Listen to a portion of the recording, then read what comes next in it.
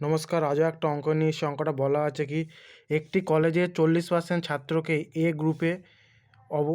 গ্রুপে অবশিষ্টের 75% বি গ্রুপকে এবং অবশিষ্ট 24 জন ছাত্রকে সি গ্রুপে রাখা হলো।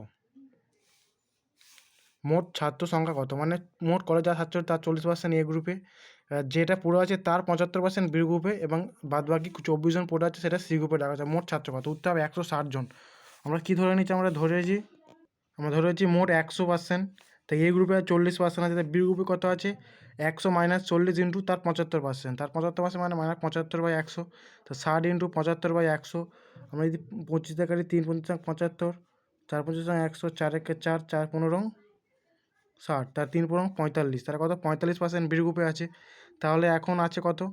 এখন কত পড়ে আছে? সি গ্রুপে কত পড়ে আছে? 100 - 40। প্রথমে এ 40 ছিল আর বি 45, 40 + 45, তাহলে 100 - 85, তাহলে কত? 15% পড়েছে বি সি গ্রুপে। তাহলে কী বলেছে? প্রশ্নটা বলতে পারি আমরা 15% মানে 24 জন।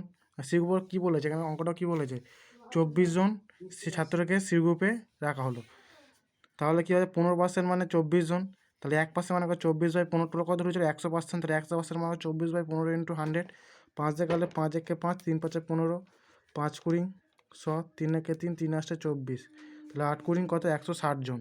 তার উত্তর কত হবে? 160 জন। আশা করি সব বুঝতে পেরেছ।